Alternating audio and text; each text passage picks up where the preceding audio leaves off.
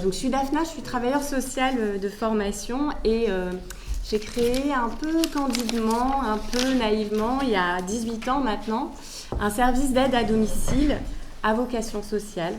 Alors, je ne sais pas pourquoi j'ai toujours besoin de rajouter à vocation sociale, parce que normalement, je pense que de fait, quand on a un service d'aide à domicile, forcément, on est dans cette démarche-là, mais bon, ce n'est pas toujours perçu de cette manière-là. En fait, voilà, j'avais cette bonne intention que d'aider les gens, pas tant à rester chez eux finalement, mais à être dans le respect de leur choix. Enfin, c'est-à-dire que bien sûr, mon job est d'aider les gens à rester chez eux, mais je suis pas une militante chevronnée de il faut rester à domicile ou une contre-EHPAD ou je ne sais quoi. Moi, ce que j'ai envie, c'est d'être dans le choix des gens et je me rendais compte il y a 18 ans, et c'est toujours vrai, je pense, que c'est extrêmement compliqué pour plein de raisons que de permettre à des personnes... moi, j'aime pas le mot, même s'il existe un peu, mais le mot perte d'autonomie, finalement, le sujet, c'est pas tant d'être en perte d'autonomie, c'est enfin, voilà, une vieille personne, si elle a besoin d'un service comme le mien, c'est qu'en réalité, elle est en situation de handicap ou de maladie, quel que soit le niveau, qui fait qu'elle a besoin qu'un service, en tout cas des professionnels interviennent quotidiennement à ses côtés. Je ne vais pas trop parler de la différence entre...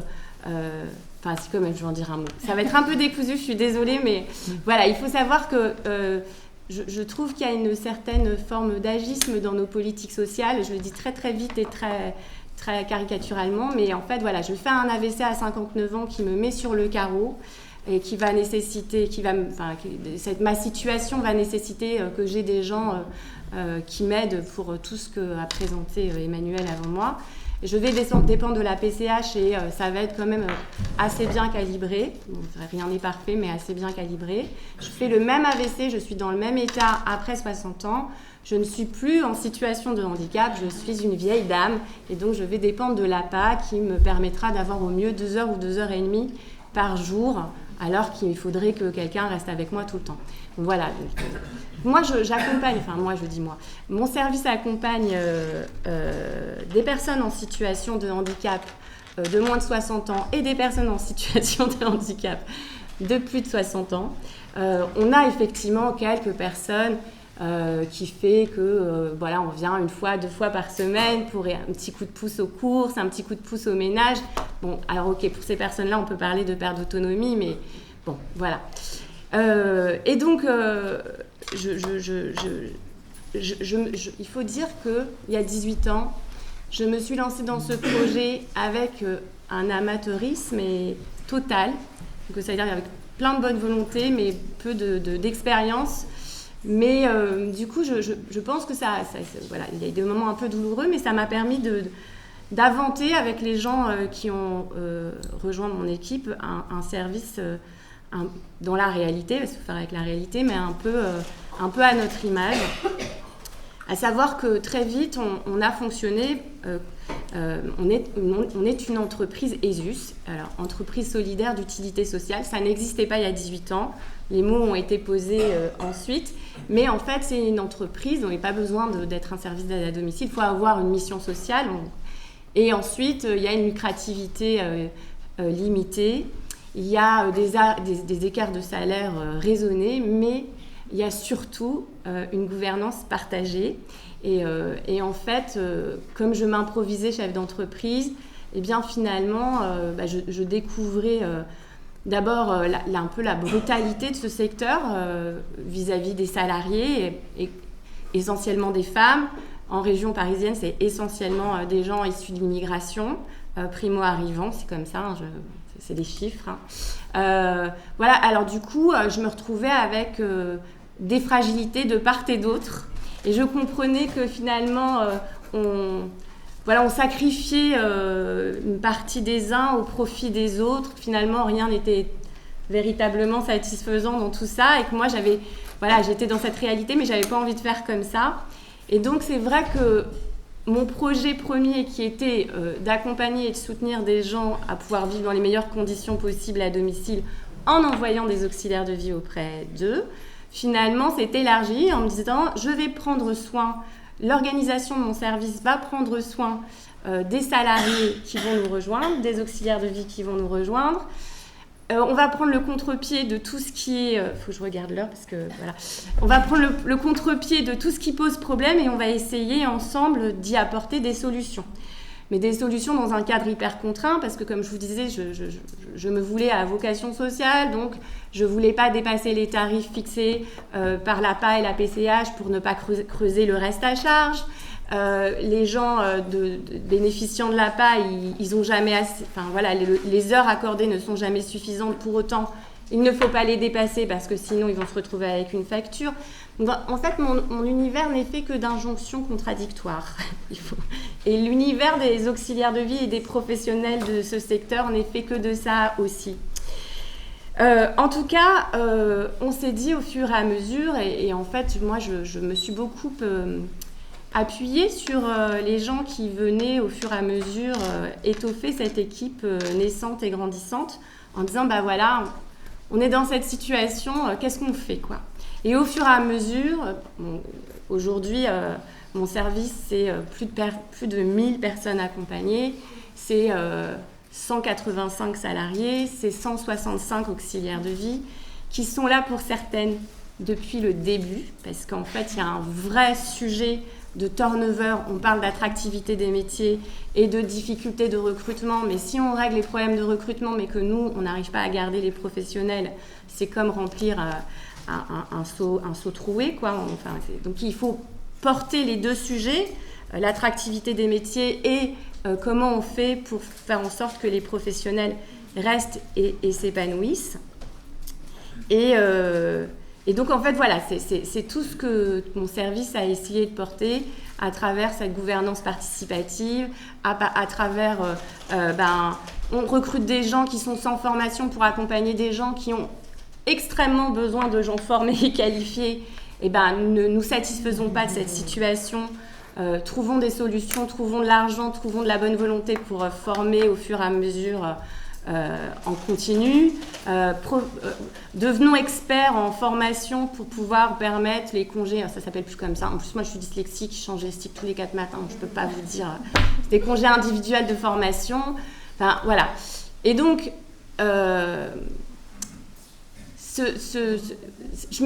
on s'est senti un peu comme des permaculteurs de l'humain, en fait. C'est quand on me demande comment je vis mon service, l'idée c'est vraiment de prendre soin de tout l'écosystème, que c'est en prenant soin de tout l'écosystème que, in fine, évidemment, la finalité, moi je ne suis pas un service d'insertion, mon boulot c'est pas de remettre des gens dans l'emploi, c'est pas de, voilà, in fine mon boulot c'est de permettre à des personnes de vivre chez elles dans de bonnes conditions, mais en fait pour y arriver il faut prendre soin de tout le monde et embarquer tout le monde. Vous dire aussi, on est bon sur le timing.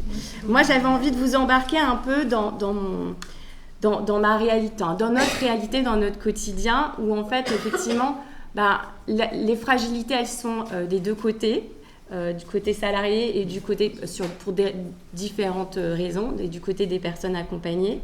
Le pouvoir, il est aussi pas toujours là où on croit. Enfin, moi, je sais pas, je vous dis ça un peu... Moi, je ne sais pas comment je pourrais imposer quoi que ce soit aux gens que j'accompagne. Ils me font la misère. Si on bouge une demi-heure de leur temps d'intervention, en tout cas, pas tous, mais beaucoup nous appellent, on se fait démonter. Et en fait, et c'est comme ça pour beaucoup de choses, c'est la force du domicile. On est chez les gens et quoi qu'on en dise, en plus, il y a des services d'aide à domicile, il y a pléthore de services d'aide à domicile, rien que sur Paris, on est 250. Il y a plein de modèles différents. On peut être particulier employeur sans passer par un service mandataire, on peut passer par un service mandataire, on peut passer par un service prestataire. Donc en fait, les gens, ils ont une liberté malgré tout de dire « mais moi, ce que vous me proposez, ça ne me convient pas, je m'en vais », qui fait que moi, j'ai pas l'impression... qu'on est du côté... j'ai l'impression quand même que malgré tout, la force de décision, elle est quand même assez bien, voire des fois bien équilibrée. Enfin, en tout cas, Je ne sais pas comment font les autres, s'ils arrivent à imposer quoi que ce soit aux gens qu'ils accompagnent, mais nous, on n'y arrive pas du tout. Et qu'il n'y a pas de... In fine, aussi, cette bienveillance, il paraît que c'est un mot qu'il ne faut pas dire, que c'est gnangnan, je n'ai pas trouvé d'autre mot que bienveillance. Enfin, en tout cas, ce souci de l'autre en permanence, il n'est pas juste là pour la morale ou quoi, il est vraiment porteur de résultats et de qualité. Et je crois qu'en fait, il faut vraiment donner les clés. Quand je vous parle de gouvernance participative voilà, il faut vraiment donner les clés aux gens qui font.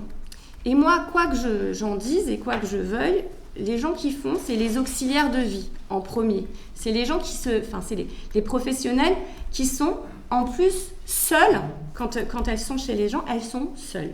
Et donc, il faut, nous sommes obligés, en tout cas nous, dans le back-office, là, comme on nous appelle, en coulisses, les travailleurs sociaux, parce que je travaille avec une vingtaine de personnes qui bossent avec moi au bureau, on est in fine obligés de faire confiance aux personnes qu'on envoie. Voilà, alors la confiance n'empêche pas le contrôle et tout ça, non, donc je fais vite. Et comme elles sont seules, il faut absolument les équiper. Et elles sont confrontées à tellement de situations différentes qu'en fait, moi, je ne peux pas leur donner un mode d'emploi en leur disant, alors, dans telle situation, il faut faire ça, dans telle situation. On a besoin de gens, de professionnels qui pensent, voilà, parce que elles vont se retrouver avec des personnes qui sont capables d'exprimer leur choix et ça va être, entre guillemets, relativement simple quand les gens sont capables de dire, j'ai besoin de ça. Il y en a d'autres qui sont, sur d'autres planètes. On accompagne des personnes qui sont très désorientées, qui nous reconnaissent jamais quand on arrive. Les situations sont d'une diversité incroyable. Et donc, du coup, il nous faut des gens, des professionnels intelligents qui pensent, qui sont capables d'analyser la situation et de s'adapter. Et donc, moi, je ne suis pas du tout dans un fonctionnement vertical avec mon équipe. Moi, je pense que même maintenant, elle fonctionne tellement bien. Vous avez compris que je les aime vraiment beaucoup. Je suis hyper contente de bosser avec eux. J'ai l'impression qu'ils n'ont même plus besoin de moi, en réalité, au quotidien. Et c'est très bien. Je pense que c'est que j'ai bien fait le job. Et alors, pour illustrer un petit peu mes propos, pour vous raconter des choses un peu plus concrètes, Sophie m'a invitée à raconter une petite histoire que j'aime bien. C'est l'histoire d'un monsieur qu'on appellera monsieur qui passe la liste de courses par la fenêtre, qui habite au rez-de-chaussée de son immeuble. Et on ne le connaît pas depuis longtemps, ce monsieur, ça fait pas très longtemps qu'il nous a sollicité. Manifestement, il n'avait pas trop envie d'avoir un service d'aide à domicile et il n'avait plus le choix, il avait besoin de quelqu'un pour faire les courses. Donc, c'était très bizarre parce que normalement, on est censé faire une visite à domicile avant. Voilà, et ce monsieur, il a tout refusé en bloc. Il a bien voulu nous dire des petits trucs par téléphone, mais voilà. Et il a dit, moi, l'aide à domicile, elle vient. Je lui passe mon porte-monnaie, je lui passe ma liste de courses par la fenêtre. Elle va faire les courses. Elle ramène les courses par la fenêtre, elle monte mon porte-monnaie, mon ticket, et puis salut. Donc, on commence comme ça.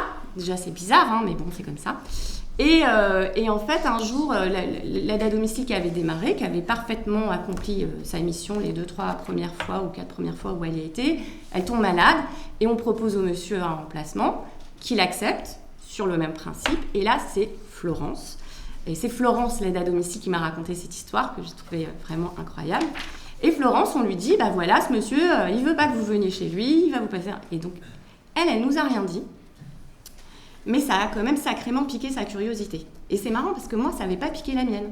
Moi, on me raconte ça, je me dis, monsieur, il n'a pas envie qu'on monte chez lui. Et bien, elle, ça a piqué sa curiosité. Et donc, elle arrive, elle toque à la fenêtre comme on lui a dit de faire. Le monsieur va pour lui tendre les courses, la liste de courses et le porte-monnaie. Et elle dit qu'elle a besoin d'aller aux toilettes. Et elle demande si elle peut utiliser les toilettes du monsieur. Et le monsieur dit non.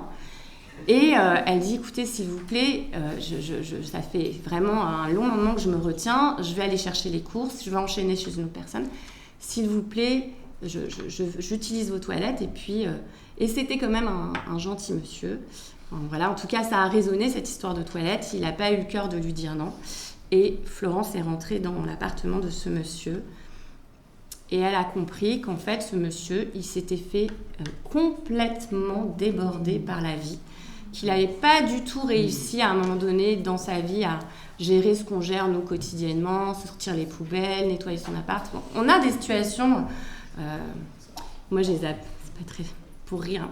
Bon, on a des situations poubelle-lande, quoi, où les gens, ça les dérange pas de vivre comme ça, c'est une autre pathologie. C'était pas le cas de ce monsieur. Ce monsieur, lui, il était très gêné de l'état de son appartement, et c'est pour ça qu'il voulait pas qu'on rentre chez lui. Et donc, elle a fait semblant d'aller aux toilettes. Donc, je ne sais pas si elle avait vraiment besoin d'y aller. En tout cas, bon, elle a été aux toilettes pour continuer dans son scénario. Et puis, quand elle est sortie des toilettes, elle a vu que le monsieur pleurait, tournait un peu le dos. Puis, elle lui a dit, écoutez, là, vous avez fait le plus dur, finalement, je suis là. Est-ce que vous m'autorisez à vous donner un petit coup de main ? Et le monsieur, il a lâché prise et il a laissé travailler. Elle nous a appelés, quand je vous dis l'importance de la latitude qu'on donne aux auxiliaires de vie. Elle devait rester qu'1 heure chez ce monsieur. Elle nous a appelés, elle nous a dit, écoutez, vous prévenez tous les gens qu'il y a derrière moi, qu'il y a derrière ce monsieur, pour leur dire que je vais arriver avec 1 heure de retard, vous me décalez l'intervention, je vais rester 2 heures chez ce monsieur. Et il n'y a pas eu de problème. C'est vraiment elle qui sait, on lui a fait confiance. Elle est restée 2 heures chez ce monsieur. Bon, la maison était dans un tel état qu'elle a décidé de se concentrer que sur la cuisine. Manifestement, de ce qu'elle m'a expliqué, la cuisine, c'était, je sais pas, 7 ou 8 sacs poubelles qu'elle a descendu au local poubelle, qu'elle a vidé le frigo qui était plein de choses périmées. Et quand elle est partie, il y avait la table était débarrassée, il y avait une assiette propre, des couverts propres, elle avait préparé un petit truc à manger avec ce qu'elle avait trouvé. Et puis à partir de là, la situation de ce monsieur n'a fait que s'améliorer, quoi, parce qu'il avait fait le plus difficile, c'était de la laisser rentrer. Et si on lui avait dit, si on avait eu un fonctionnement comme ça, très autoritaire, en disant c'est comme ça, si elle ne s'était pas sentie autorisée dans le fonctionnement de notre service à s'autoriser cette curiosité bienveillante, tout ça n'aurait pas été possible. Donc voilà, c'est en ce sens que je trouve que ce fonctionnement où on part de la professionnelle et évidemment des personnes aussi qu'on accompagne, est le bon chemin pour se tromper le moins possible. Après, je voudrais pas... c'est vrai que dans la petite histoire qu'on a vue se jouer tout à l'heure, quand j'ai pris la parole, j'ai complètement oublié un truc super important que vous avez souligné à travers... Voilà, c'est vrai qu'en fait, il faut avoir en tête que oui, on est chez les gens, on est chez eux, et du coup, ça leur donne quand même beaucoup de pouvoir, en vrai, je l'espère. Mais on est aussi l'espace d'1 heure, l'espace de 2 heures, l'espace de 24/24, quand on est sur des plans d'aide conséquents, sur le lieu de travail de quelqu'un. Et en fait, on a aussi un vrai sujet autour des risques professionnels, de gens qui se blessent. Et donc, il y a un accompagnement à avoir vis-à-vis des gens qui ont besoin de ce soutien et de cette intervention de professionnels pour qu'ils l'entendent. C'est vrai qu'on ne peut pas être que dans le choix de l'un parce que c'est lui qui ou elle qui. Il faut entendre que si on veut garder les professionnels en bonne santé, il y a tout un tas de paramètres à prendre en compte. Et c'est vrai que je ne l'ai pas du tout dit quand j'étais à côté de Madeleine. Je me suis dit, mais vraiment, ça ne va pas du tout. Il y a les risques aussi, après...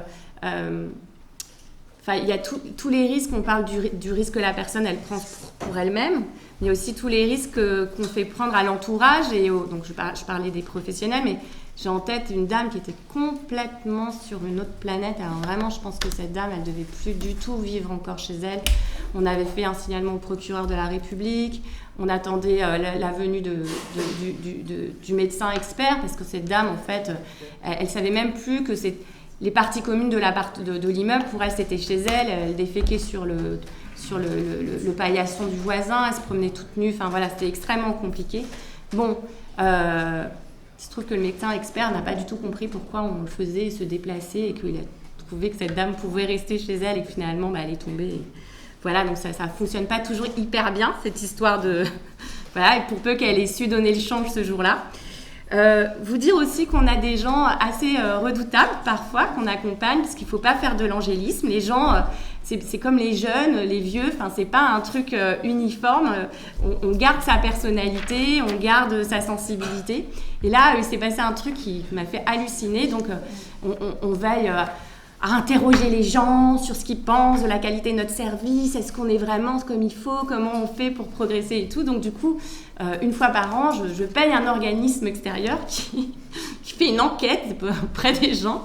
Et c'est pas une enquête pour les gens, c'est pas une enquête anonyme. Ils le savent, comme ça, s'il y a un problème, on peut les appeler pour savoir comment on a vu que vous avez mis tel et tel commentaire. Et les gens sont parfaitement informés que ce n'est pas anonyme. Et il y a une dame qui nous a mis 3 sur 10. Et cette dame, vraiment, autant parfois on peut se louper, on peut nous faire une erreur de casting, des fois peut-être on mérite notre 3 sur 10, mais vraiment, cette dame, on faisait un super boulot, enfin en tout cas on croyait, donc on l'appelle. Et on lui dit quand même, on est hyper embêtés parce que vous avez la même aide à domicile depuis le début, vous n'arrêtez pas de nous dire qu'elle est super.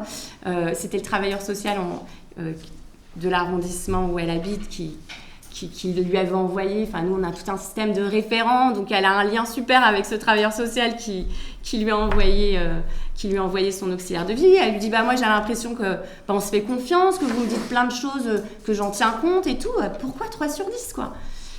Et alors elle a dit oui c'est vrai, vous êtes super avec moi, mais moi je pense que vous êtes super avec moi parce que moi je peux me défendre, mais que vous êtes certainement pas super avec tous les gens qui peuvent pas se défendre, donc je vous ai mis 3 pour faire entendre la voix de tous les gens dont vous occupez pas bien, qui peuvent pas se défendre.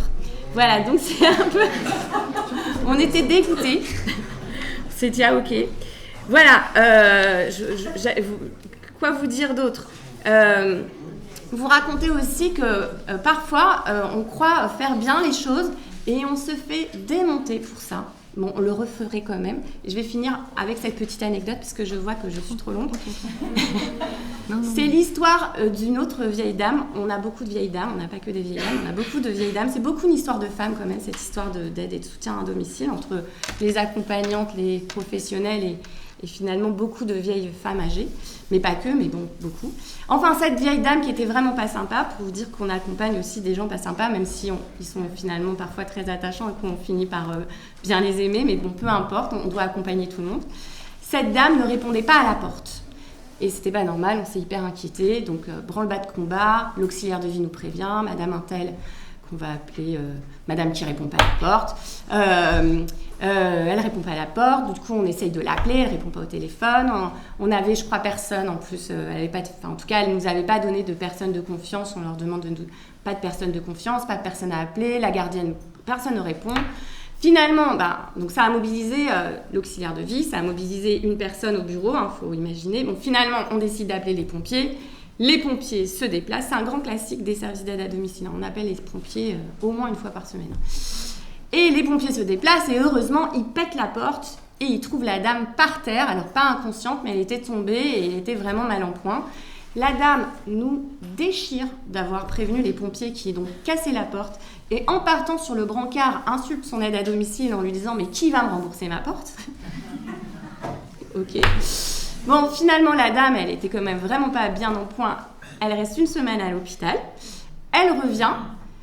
On est prévenu par l'hôpital qui nous dit qu'il faut absolument que l'aide à domicile soit là au moment du retour de la vieille dame.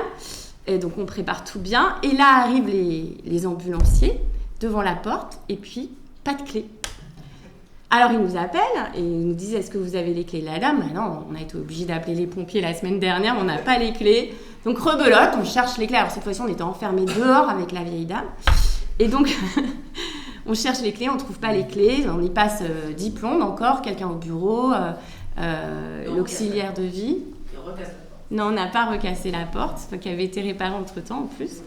Finalement, les ambulanciers décident de ramener la dame à l'hôpital, donc ça reprend une place à l'hôpital, enfin de l'énergie et tout.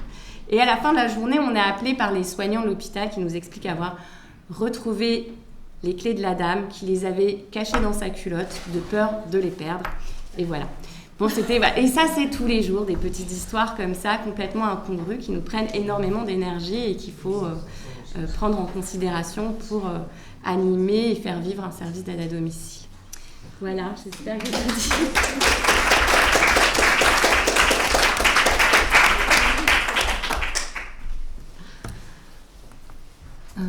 Oui, c'est bon, là, vous m'entendez?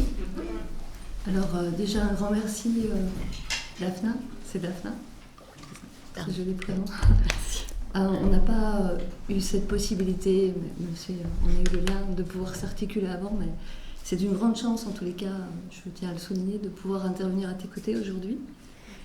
Ça résonne, alors je vais dire d'où je parle quand même dans mon intervention, sur oui, une quinzaine d'années, c'est pas 18 ans, mais 15 ans d'accompagnement, voilà, de tenter de comprendre, enfin en tout cas, pas en théoricienne, mais en chercheur embarqué, avec des services de soutien de maintien à domicile, d'intervention à domicile, dans le champ, alors qu'on pourrait dire des incapacités ou du vieillissement, de la dépendance, du handicap, aussi de la justice des mineurs.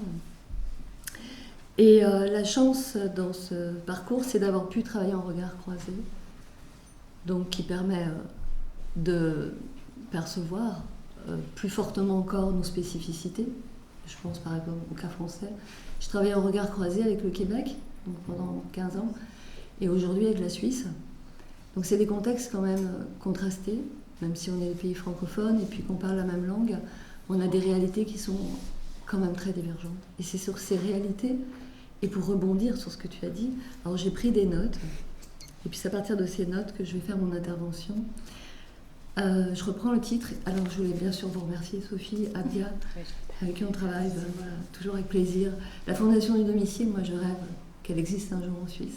Daniel, je ne sais pas si un jour ce sera possible, puisqu'on est très loin sur la question du maintien à domicile, on pourra en parler. Ça existe déjà au Canada, au Québec. Au Québec, on parle du choix, enfin la politique du chez soi, le premier choix. Donc c'est une politique publique de soutien de maintien à domicile. Je ne vais pas enchanter le modèle québécois. Mais dans ces deux idéotypes, on va dire, très très éloignés, on a au milieu le cas, en tout cas, qui vient d'être rapporté ici, le cas français, sur lequel je veux revenir. Quelle place pour le risque dans les éthiques du care? Dans ce que tu dis, si je peux te tutoyer, dans le risque, moi j'entends la question de la prudence, donc de la prudence dans l'intelligence, en tous les cas mobilisée par les professionnels, donc de l'adaptation constante, ce qu'un philosophe a pu appeler, donc ce philosophe c'est Aristote, la sagesse pratique. Alors on nous demande dans ce petit quart d'heure, et puis c'est très bien que ce soit un quart d'heure, de savoir ce que dit la sociologie de l'éthique du care ou du care. La sociologie, c'est pas tant penché sur la question de l'éthique du care. Du care, oui, sans doute, un peu plus. Mais on est au croisement, en tous les cas, d'une compréhension en sociologie des professions qui a abordé la question des métiers dits prudentiels, des métiers qui en fait ne sont pas des métiers reproductibles parce que la situation en face n'apporte pas une réponse de fait évidente. Et donc, il y a cette intelligence que tu appelles des intervenants, cette sagesse pratique, donc c'est une prudence. Alors on parle de risque, ça pourrait paraître complètement paradoxal de dire que c'est de la prudence, mais la prudence appelle en fait à un ajustement constant. Un ajustement constant du geste professionnel, des actes de métier, un ajustement constant aussi des appréciations qu'on peut avoir sur les situations. Les appréciations, donc ça veut dire du jugement professionnel. Donc prudence, l'agir prudentiel, aujourd'hui on peut dire que les intervenants dans les services à domicile, là on parle des intervenants qui sont des auxiliaires de vie. Moi on a eu à pouvoir travailler avec des aides à domicile, enfin on n'est pas loin des auxiliaires de vie, des métiers qui pourraient être dits des petits métiers, moindrement reconnus. Cette question du jugement professionnel rejoint la question du jugement moral. Alors je voudrais aborder dans cette question comment la sociologie va revenir sur la question du risque dans les éthiques du care. Eh bien, elle va y revenir quand on étudie ces services, enfin c'est même pas les étudier parce qu'on embarque avec eux dans une sociologie, enfin une démarche ancrée quoi. Ce qu'on a pu percevoir dans ce mouvement dit, alors le terme me dérange, domiciliaire, me dérange à plusieurs titres. La désinstitutionnalisation aussi, parce que c'est pas une réalité en soi. On désinstitutionnalise pas. On est dans une transformation institutionnelle. Et l'intervention à domicile est une transformation. une transformation de la professionnalité, une transformation des rapports, en fait. Tu viens très bien de le nommer, des rapports de pouvoir, mais aussi des questions de place et d'asymétrie des places. À un moment donné, j'ai écrit, c'est la force du domicile. Tu as dit c'est la force du domicile. Oui, la force du domicile, c'est de ramener à un moment donné plus de jeux, peut-être. Pas forcément, parce qu'en institution, on a beaucoup aussi de jeux de négociation. La question de l'ordre négocié, ça n'a pas été pensé à partir du domicile.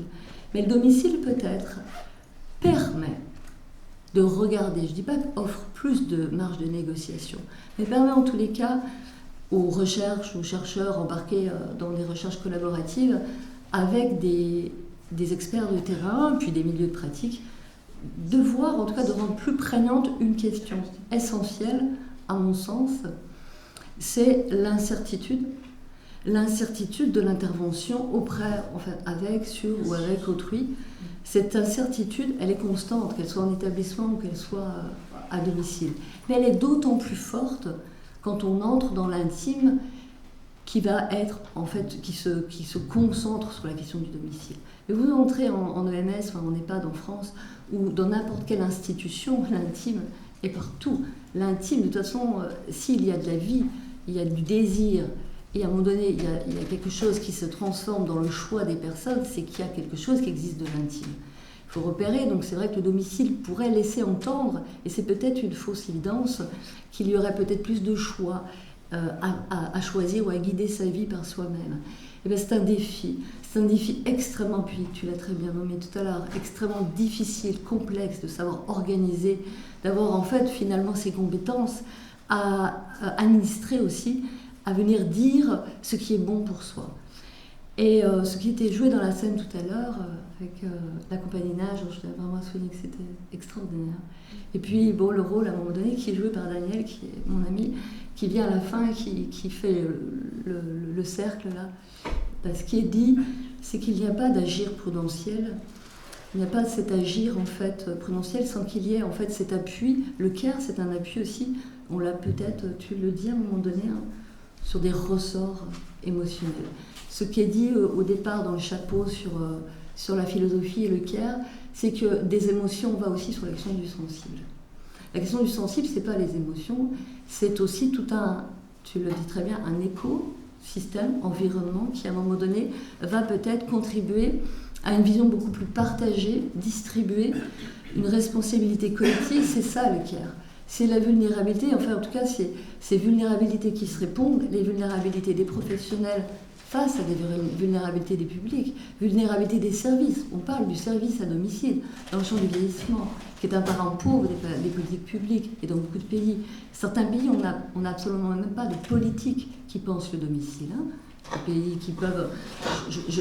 J'attaque absolument pas le contexte suisse, parce que le contexte suisse est extrêmement varié, hein.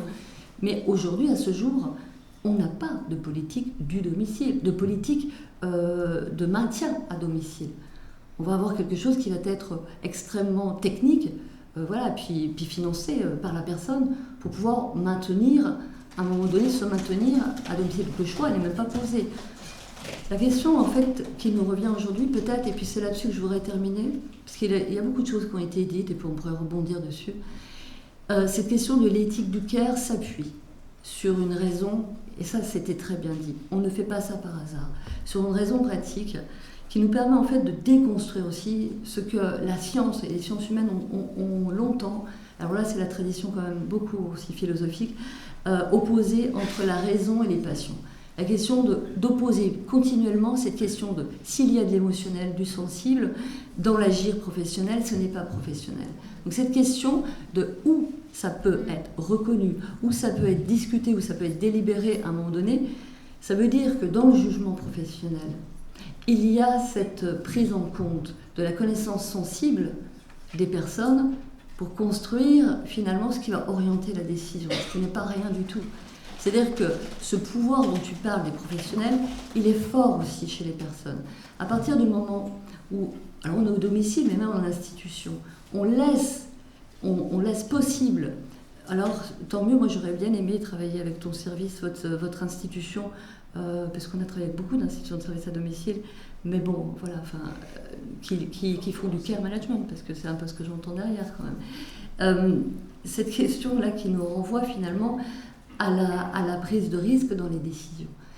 Et jusqu'où on va entendre la personne qui, à un moment donné, négocie, passe ses transactions avec, voilà, on voyait dans la mise en scène tout à l'heure, le point de vue de la famille, le point de vue des proches, le point de vue de la personne et celui c'est le triptyque, quoi, des professionnels, peut-être en dissonance.